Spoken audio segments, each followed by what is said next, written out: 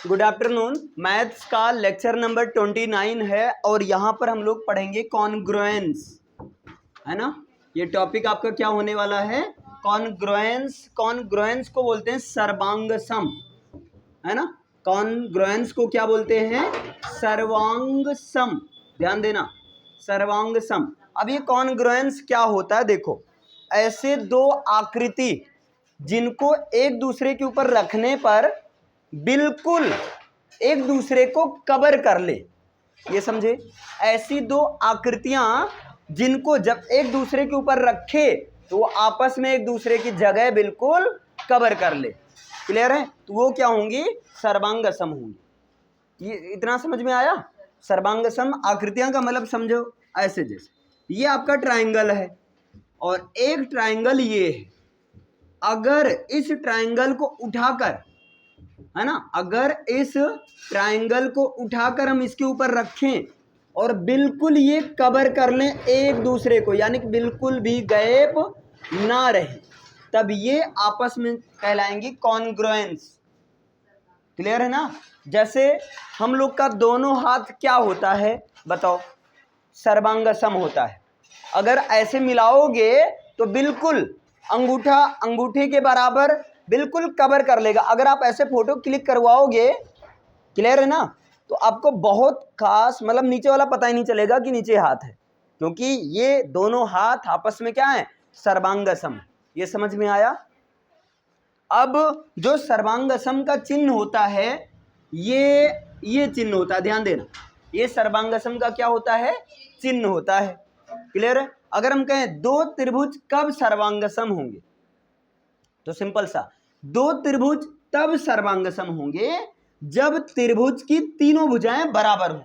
जब त्रिभुज की तीनों भुजाएं बराबर हों और त्रिभुज के तीनों कोण बराबर हों, है ना। मतलब अगर हम बात करें, नाम रख देते हैं ए बी सी और इसका नाम रख देते हैं पी क्यू आर। अगर ए बी बराबर है पी क्यू के, ए बी बराबर है पी क्यू के, इसी तरह बी सी बराबर है क्यू आर के, बी सी बराबर है क्यू आर के, या जो है ए सी बराबर है पी आर के, ए सी बराबर है पी आर के। जब तीनों भुजाएं बराबर रहें, करस्पॉन्डिंग भुजाएं, संगत भुजाएं या कोण, इसी तरह सपोज करो ये एंगल 1, एंगल 2, एंगल 3, एंगल 1 नहीं एंगल 4 मान लेते हैं, क्या दिक्कत है, एंगल 5, एंगल 6, तो करस्पॉन्डिंग कोण, तो एंगल 1 ऊपर वाला ऊपर वाले के, यानी कि एंगल 1 बराबर होना चाहिए एंगल 4 के, एंगल 2 बराबर होना चाहिए एंगल 5 के, और एंगल 3 बराबर होना चाहिए एंगल 6 के। अगर ये कंडीशन है कि तीनों कोण बराबर हैं, तीनों भुजाएं बराबर हैं, तब पक्का त्रिभुज जो हैं आपस में एक दूसरे के क्या होंगे, सर्वांग सम होंगे। समझ में आया, ये क्लियर हुआ ना। अब जैसे यहां पर जब त्रिभुज, अब ये त्रिभुज सर्वांग सम है ना। अब इसके लिए कंडीशन क्या है, तो इसके लिए 5 कंडीशन है। हो सकता है एस एस एस रूल के द्वारा हो, मतलब भुजा भुजा भुजा के बराबर है, क्लियर है ना, तब वो क्या होंगे, त्रिभुज आपस में सर्वांग सम होंगे। 5 कंडीशन है त्रिभुज के सर्वांग सम की। या हो सकता है एस ए एस, मतलब भुजा कोण भुजा, या हो सकता है आपका ए एस ए कोण भुजा कोण, है ना, या हो सकता है ए एस हो, ए एस का मतलब क्या हुआ, कोण कोण भुजा, और एक हो सकता है आपका आर एच एस, मतलब राइट एंगल, एक 90 डिग्री का और दोनों का हाइपोटेनस मतलब कर्ड, और एक साइड बराबर होनी चाहिए। क्लियर क्लियर है ना इतना। तो ये 5 कंडीशन है, बोलो इतना क्लियर है। अब क्या होता है, जब त्रिभुज सर्वांग सम होते हैं तो वहां पर एक होता है सीपी सीटी, याद रखना ये बड़ी काम की चीज है। सीपी सीटी, इसका मतलब होता है, इसका फुल फॉर्म क्या होता है, करेस्पॉन्डिंग, इसका फुल फॉर्म पहले लिखिए, इसका फुल फॉर्म होता है corresponding parts, corresponding parts of congruent, है ना, congruent triangle, corresponding part of congruent triangle. Clear है ना। अब यहां पर क्या होता है, देखो जब त्रिभुज सर्वांगसम होंगे तब वो सीपीसीटी को रूल को फॉलो करेंगे। करस्पॉन्डिंग पार्ट्स मतलब ऊपर वाला कोण शीर्ष वाला कोण शीर्ष के कोण के बराबर होगा, आधार वाला कोण जो है आधार के कोण के बराबर होगा, आधार आधार के बराबर होगा। क्लियर है। इसी तरह बाकी ये भुजाएं इधर की तो इधर के बराबर होंगी, यही है करस्पॉन्डिंग पार्ट्स होते हैं। क्लियर है ना। अब यहां से कई सारे क्वेश्चन बनते हैं, जैसे क्वेश्चन ओपन करिए, जैसे आप देख सकते हैं यहां पर एक बच्चे ने क्वेश्चन पूछा है और वो क्वेश्चन है, यहां पर एक क्वेश्चन ये भी देखिए, ये कह रहे हैं ए बी सी डी एक चतुर्भुज है, एक चतुर्भुज बना है ना, और चतुर्भुज क्या है आपका इस तरीके से बना है। चतुर्भुज का मतलब चतुर्भुज मतलब चार भुजाओं से बना हुआ है, ये आपका चतुर्भुज है। क्लियर है। और ये इसके जो हैं क्या है, कर्ण है, ये इसके क्या है, अरे सॉरी विकर्ण है, ये इसके क्या है, विकर्ण है। अब यहां नाम है इसका ए बी, है ना, सी और डी, ध्यान से समझो, यहां पर दिया गया है ए बी सी डी एक चतुर्भुज है, ठीक है। और यहां पर ये ऐसे हुलिया बना है, ये चित्र बना है ऑलरेडी, इस तरीके से चित्र आपका बना है, ऐसे चित्र बना है। और उसके बाद वहां क्वेश्चन जो दिया गया है, क्वेश्चन क्या दिया गया है कि ए बी सी डी एक क्या है, चतुर्भुज है, एक क्या है, चतुर्भुज है। जहां पर और दिया गया एडी बराबर है किसके, बीसी के, ये क्वेश्चन में दिया गया है ना। और क्या दिया गया है कि एंगल डीएबी, एंगल डीएबी कहां गए, डीएबी, ये डीएबी बराबर है एंगल सीबीए, सीबीए, ये पूरा क्वेश्चन दिया गया है। क्वेश्चन समझ में आया। क्वेश्चन में चित्र बना है और उसके बाद दिया गया है, लिखा गया कि ए बी सी डी एक चतुर्भुज है और ए डी बराबर है बीसी की, ऐसे दिया गया किताब में, है ना, क्वेश्चन में। और डीएबी बराबर है सी बी ए के। क्लियर है। फिर यहां पर इन्होंने 3 क्वेश्चन पूछा है, तो सिद्ध करो, सिद्ध करो वाला आ गया, ध्यान देना, इन्होंने पूछा है तो भैया सिद्ध करो। पहला सिद्ध करना है कि त्रिभुज ए बी डी, त्रिभुज ए बी डी कहां गए, ए बी डी, ये ए बी डी, ये ऊपर वाला त्रिभुज है ना, ये सर्वांगसम है किसके, त्रिभुज बी ए सी के, त्रिभुज बी ए सी के, कहां गया बी ए सी, ये है। मतलब ये करें ए बी सी को अगर बी ए सी पर रखेंगे तब बिल्कुल एक दूसरे के बराबर आ जाएगा। वैसे देखने में लग भी रहा है, लेकिन हमें सिद्ध करना है। अब बताओ, सर्वांगसम होने के लिए 5 कंडीशन था, सर्वांगसम होने के लिए 5 कंडीशन था। अभी अगर हम बात करें त्रिभुज ए बी डी में, तो बताओ ए बी डी में क्या मिल रहा है, ए बी डी व त्रिभुज बी ए सी, व त्रिभुज बी ए सी में दोनों में क्या मिल रहा है, दोनों में जो दिया गया ए डी बराबर है बीसी के, एडी बराबर है किसके, बीसी के, एडी बराबर है बीसी के, यहां पर लिख दो, ये दिया है, ये जो है दिया गया है। क्लियर है। और क्या दिया गया है, ये angle D A B, angle D A B बराबर है किसके, बी नहीं सी बी ए के, एंगल सी बी ए के, ये भी दिया गया है, समझे, ये भी जो है दिया गया है। और देखो अब दिमाग आप लगाओ, ध्यान से थोड़ा सा सोचो। क्लियर है ना। ये कह रहे हैं जब एडी बराबर है बीसी के, एडी बराबर है बीसी के, अगर तुमको समझ में नहीं आ रहा है ना, काट के निकाल दो, लो काट के ऐसे निकाल दो इनको, ये देखो निकल गया ना, समझ पा रहे ना, ADB हो गया। और इधर काट के जब निकालोगे तो ऐसा मिलेगा, इस तरह से। अच्छा ऐसा ही तो है, ठीक है। तो BAC, BAC क्लियर है। इसमें ये दिया गया कि ये AD बराबर है BC के, AD बराबर है किसके, BC के। और क्या दिया गया है कि ये जो है कहाँ गया ये, अरे भाई कहाँ गया, कोण कहाँ गया कहीं, तो ये DAB, DAB मतलब ये वाला किसके बराबर है, इस वाले के, यही तो है ना, किसके, B के।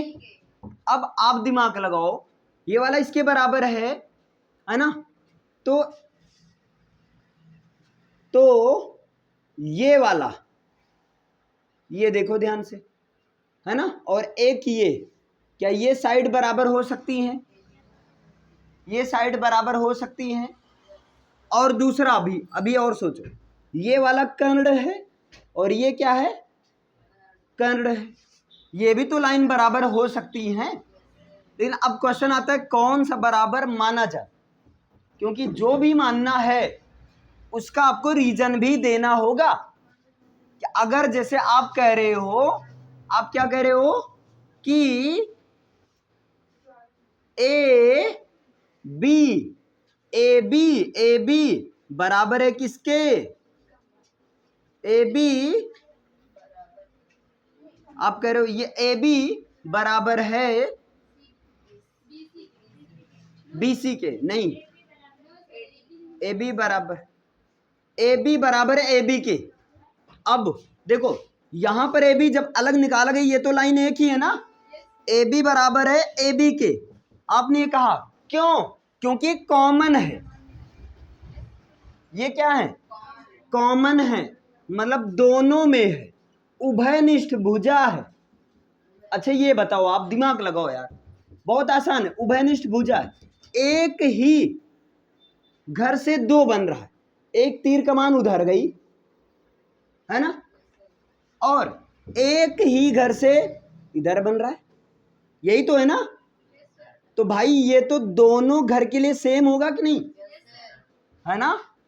जैसे ऐसे समझो, एक ही दीवार से दो छत पर लिंटर पड़ रहा है, आधा आप लोग देखे भी होंगे, आधे दीवार के सपोर्ट से इधर वाला घर बन गया, आधे दीवार की सपोर्ट से इधर वाला बन गया।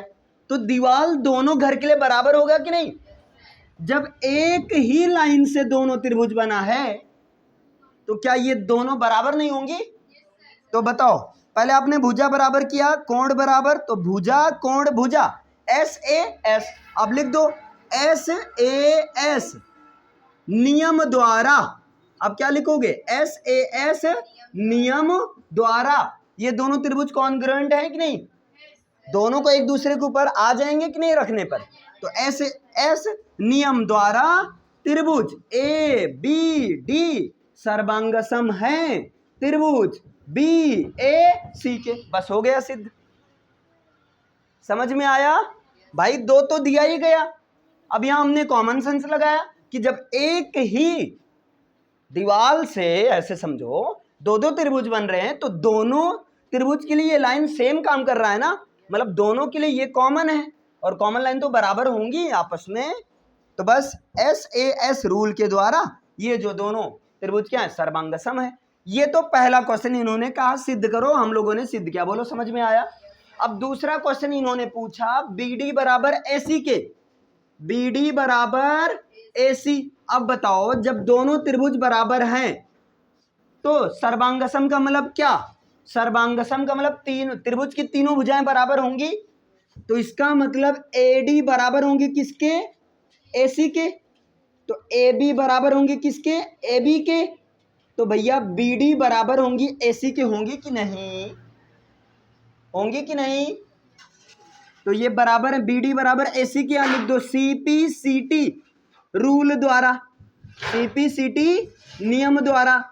अब बताओ CPCT नियम क्या कहता है, corresponding parts of congruent triangle.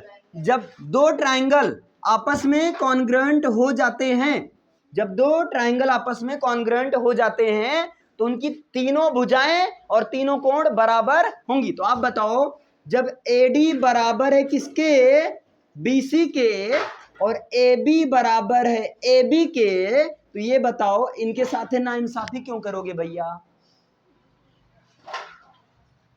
बोलो। तो BD बराबर होंगी AC के कि नहीं? भाई सिंपल सा, मैं कह दूं दोनों हाथ कॉन्ग्रुएंट हैं, अंगूठा अंगूठे के बराबर है, तो सिद्ध करो, है ना। ये बीच वाली उंगली बीच वाली बराबर होगी, कह दो हाँ होगी, क्योंकि कॉन्ग्रुएंट CPCT रूल चिल्ला चिल्ला कर कह रहा है। करेस्पॉन्डिंग पार्ट्स मतलब संगत, है ना, संगत भाग, सर्वांगसम त्रिभुज की संगत भुजाएं या संगत कोण आपस में बराबर होती हैं। तो भाई जब ये दोनों भुजाएं तो BD भी बराबर AC के होंगी। दूसरा तो हो गया किसके द्वारा, CPCT रूल के द्वारा। फिर इसी में तीसरा करें, बताओ ABD, तीसरा करें ABD, कोण ABD बराबर होगा कोण किसके भैया, BAC के, कोण BAC। अब बताओ फिर वही नाटक, सारे कोण A वाला बराबर हो गया किसके, यहां B के, ये दिया गया है ना, A वाला बराबर हो गया B के, तो बताओ B वाला बराबर किसके होना चाहिए, A के बराबर होना चाहिए कि नहीं। तो मतलब B कैसे, ABD बराबर होना चाहिए किसके, BAC के। इसी तरह आप दिमाग लगा, अच्छा मतलब ये कोने वाला शीर्ष वाला कोण शीर्ष के बराबर होगा, हाँ बिल्कुल होगा। कहां से आया, CPCT रूल के द्वारा। क्लियर हुआ भैया, समझ में आया सबको, बस।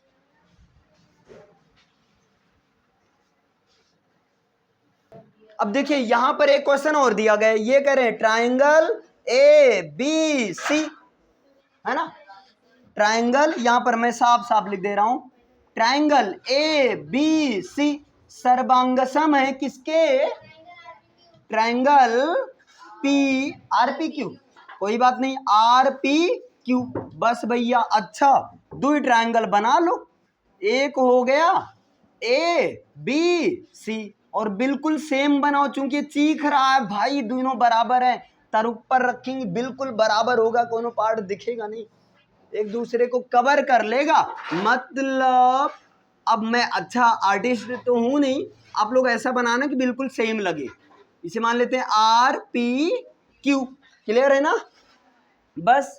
अब यहां पर जब ये दोनों सर्वांगसम एक दूसरे के ऊपर आ जाएंगे, तब ये कह रहे हैं, क्या कह रहे हैं बोलो, हाँ BC बराबर QR, BC बराबर QR, तो BC बराबर तो भैया PQ के होगा ना, BC बराबर क्या होगा, PQ के, और यहाँ नाइंसाफी कर रहे हैं, ये कह रहे हैं BC बराबर QR के, गलत कह रहे हैं ना,